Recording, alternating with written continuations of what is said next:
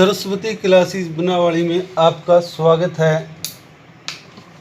आज विद्यार्थियों हम +2 क्लास एक्सरसाइज 4.1 से आगे कंटिन्यू कर रहे हैं।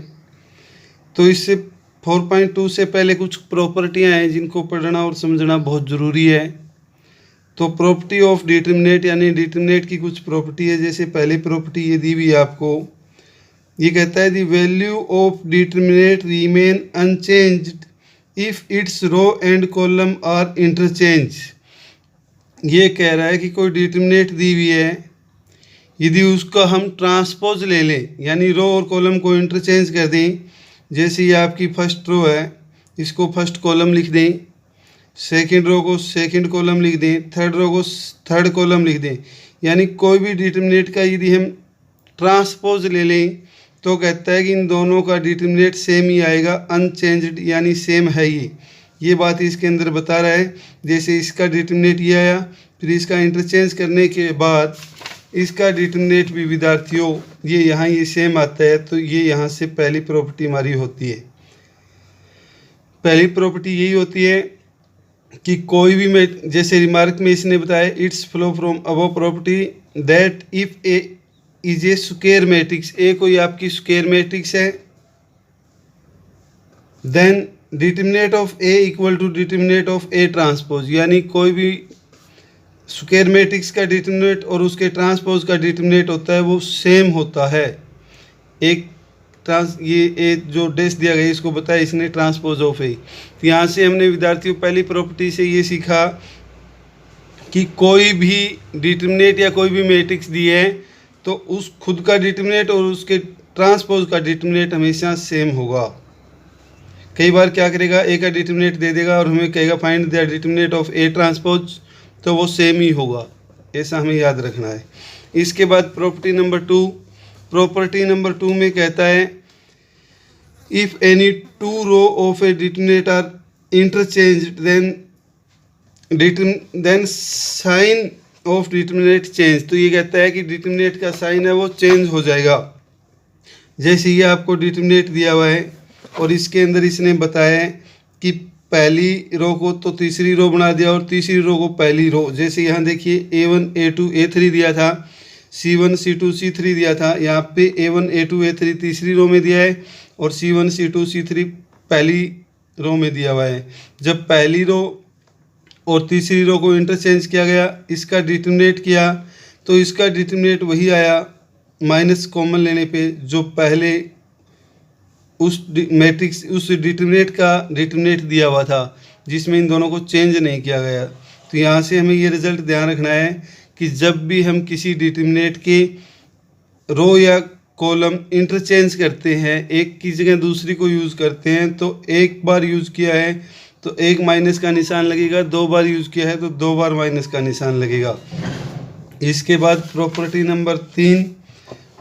नंबर 3 हमें बताती है, क्या बताती है, इफ़ एनी टू रो और column of a determinant are identical, यानी किसी भी डिटरमिनेट के 2 रो या कोई 2 कॉलम आइडेंटिकल हो, आइडेंटिकल का मतलब सेम एलिमेंट हो, तो उसकी वैल्यू 0 होगी।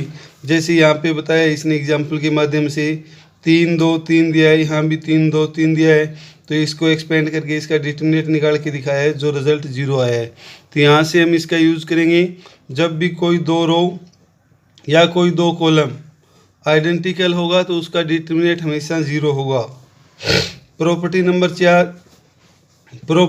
4 में ये कहता है if each element of a row of determinant is multiply by constant K, यदि किसी रो या कॉलम के प्रत्येक एलिमेंट को किसी कांस्टेंट नंबर से मल्टीप्लाई किया जाता है, जैसे के से किया गया है, तो then its value get multiple by K, तो इसकी वैल्यू होगी वो के का मल्टीपल हो जाएगी यानी के टाइम्स हो जाएगी।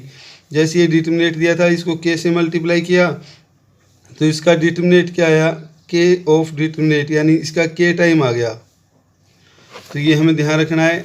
बाद में इसने रिमार्क्स में भी यही बताया है, by this property we can take out any common factor from any 1 row और 1 कॉलम ऑफ गिवन डिटरमिनेट। ये कहता है कि कोई भी डिटरमिनेट दिया हुआ है उसमें से जैसे ये डिटरमिनेंट दिया है, इसकी एक रो में यदि के नंबर कॉमन आ रहा है तो हम कॉमन लिख सकते हैं।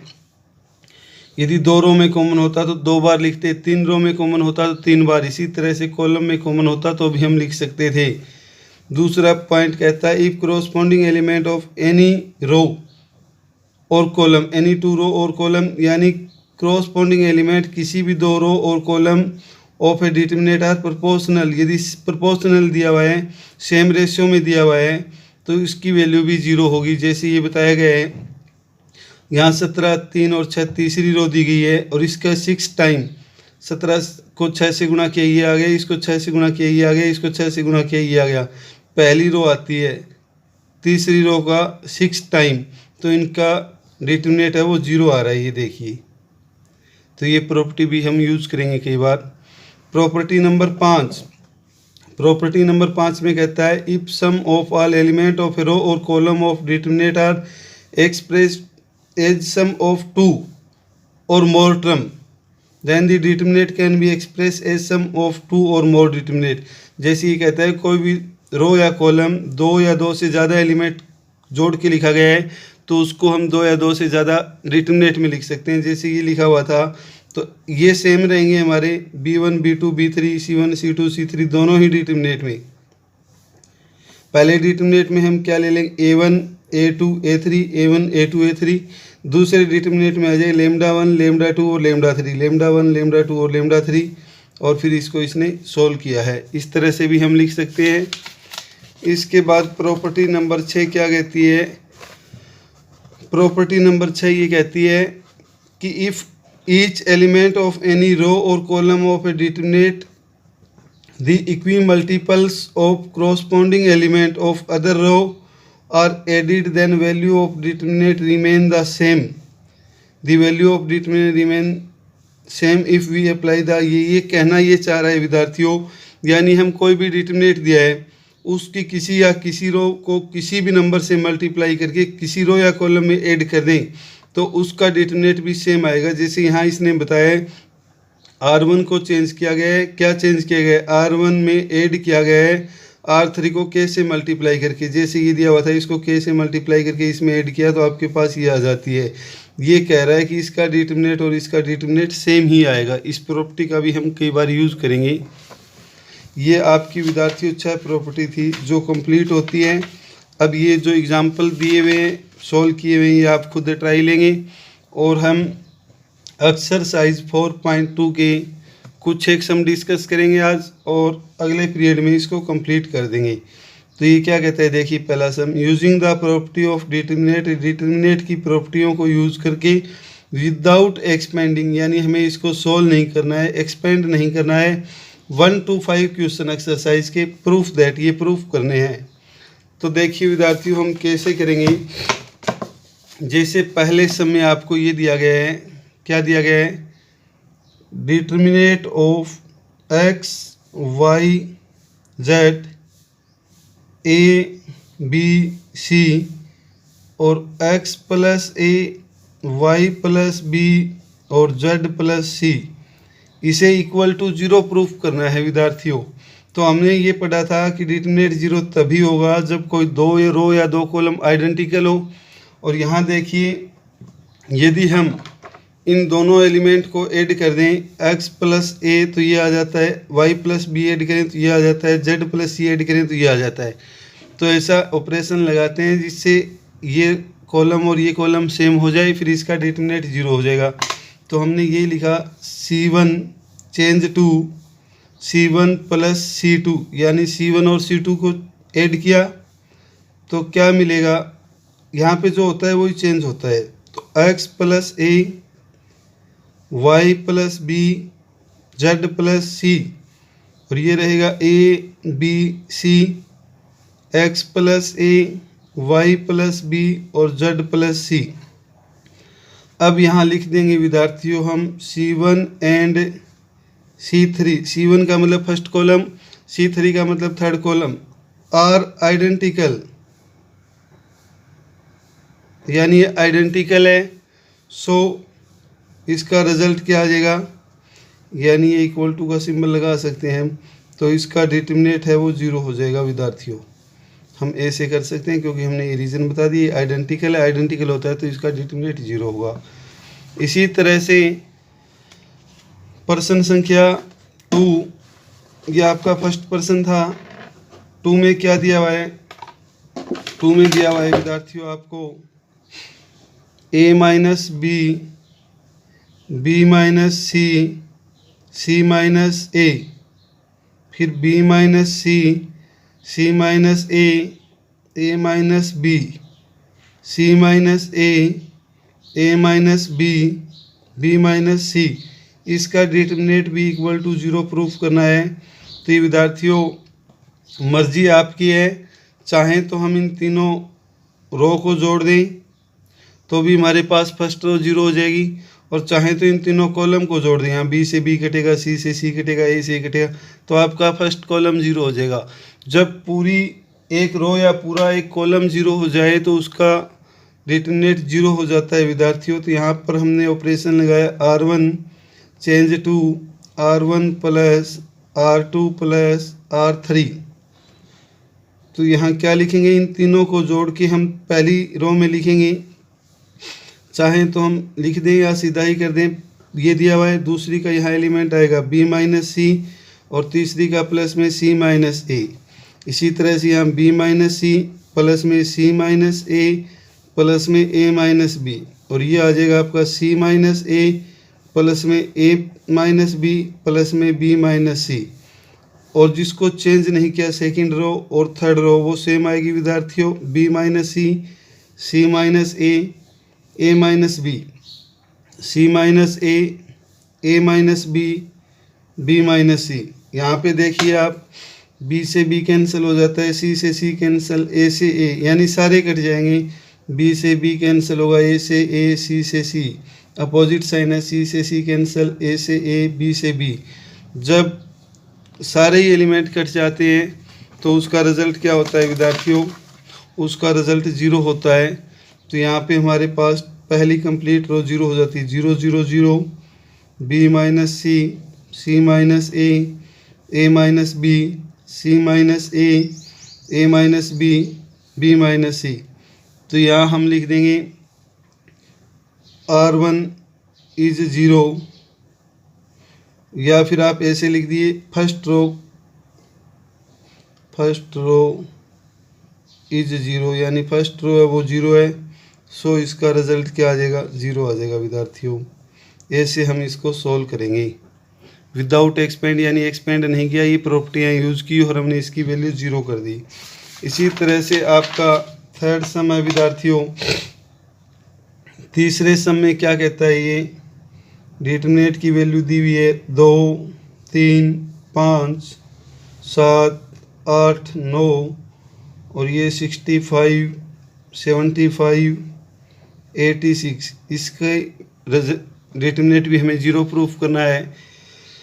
तो हमने देखा इस कंप्लीट रो को 9 से मल्टीप्लाई करके ये ऐड कर दें तो हमारे पास यही वैल्यू आएगी, 9 से 63 और 2 65, 9 8 72 और 3 75, निम 81 और 5 86, ये आ जाती है। तो हमने यही ऑपरेशन लगाया विद्यार्थियों, R2 चेंज टू 9R2, यानी दूसरी रो को हमने 9 से मल्टीप्लाई किया प्लस में R1, तो हमारे पास क्या आएगा? सॉरी माफ़ी चाहेंगे विद्यार्थियों, ये रो पे ऑपरेशन नहीं था, कॉलम पे था। तो हम C2 change to 9C2 plus में C1 कर देंगे, यानी रो की जगह हम क्या लेंगे? कॉलम लेंगे, C1 और C2। तो जब हमने फर्स्ट यहाँ पर सेकंड कॉलम को चेंज किया है तो आपका first column as it is आएगा विद्यार्थियों, 2 3 5, 9 से गुणा करके जब इसको जोड़ा तो ये आपका 65 आएगा, ये 75 आएगा, और ये आपका 86 आएगा। और यहाँ पे 65 75 और 86 दिया हुआ है, तो हम लिख देंगे यहाँ पर C2 एंड C3। C1 का मतलब सेकंड कॉलम, C3 का मतलब थर्ड कॉलम, आर आइडेंटिकल, सो इसका रिजल्ट भी 0 हो जाएगा विद्यार्थियों। ऐसे ही आपका थर्ड सम होता है। इसके बाद हम डिस्कस करते हैं प्रश्न संख्या 4 पे। 4 पे दिया है विद्यार्थियों 1 1 1 ये आपको बी सी दे दिया, ये आपको सी ए दे दिया, ये आपको ए बी दे दिया, और यहाँ दिया है ए इंटू में बी प्लस सी, बी इंटू में सी प्लस ए, और सी इंटू में ए plus B.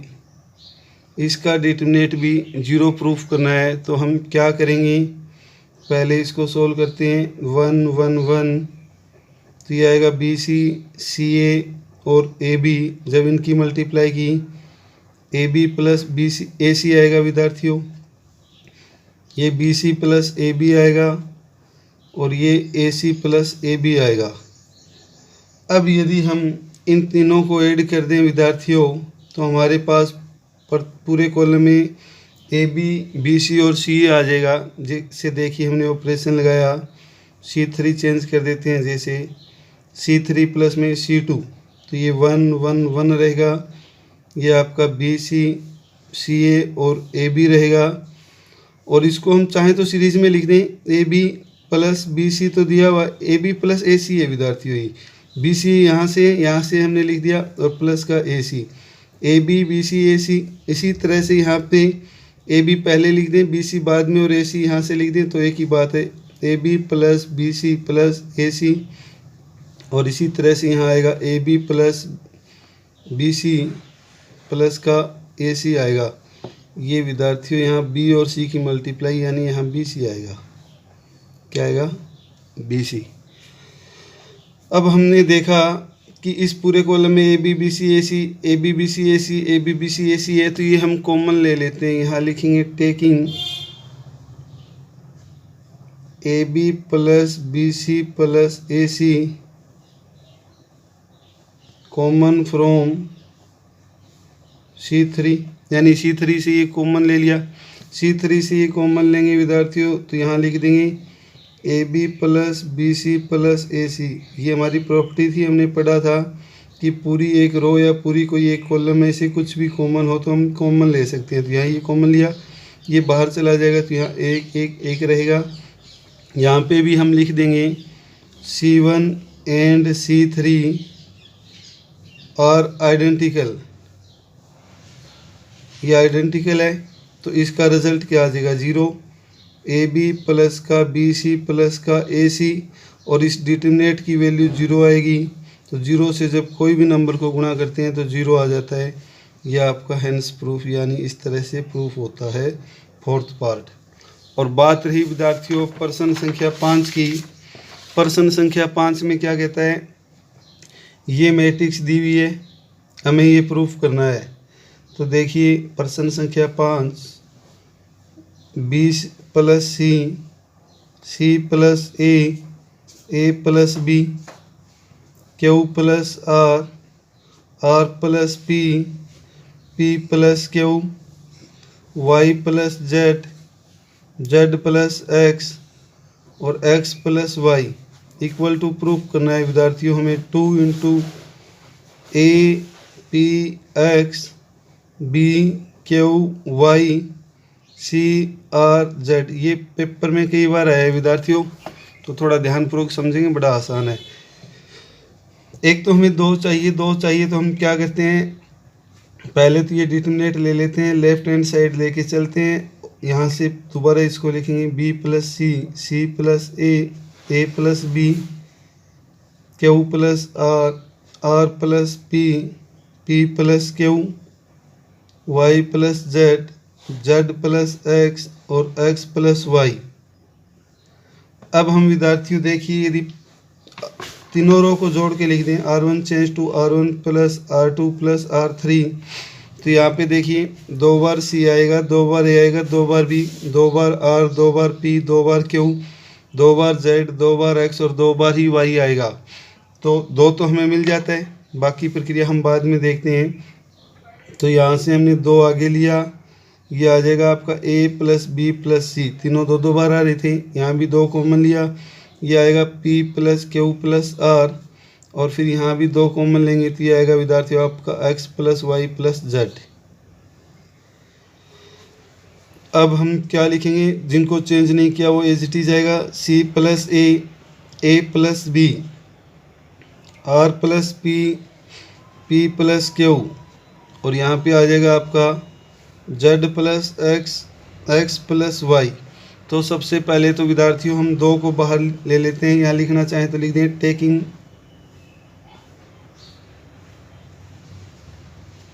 2 common from R1, यानी R1 में से हमने 2 को बाहर दिया, 2 जब बाहर लिखेंगे तो ये आ जाएगा a plus B plus c p plus q plus r x plus y plus z c plus a plus b r plus p plus q z plus x plus y।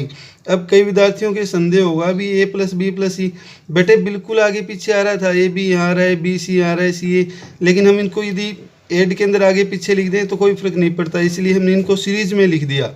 जैसे यहाँ पे 2b 2c और 2a आ रहा था, a b c लिख दिया। इसी तरह से 2r 2p और 2q आ रहा था, p plus q plus r लिख दिया। इसी तरह से हमने इसको लिखा है, तो इससे कोई फर्क नहीं पड़ेगा, सेम वैल्यू होती है। अब हमने देखा विद्यार्थियों यहाँ b चाहिए, यहाँ q चाहिए, यहाँ y, यहाँ b q और y, यहाँ c r और z।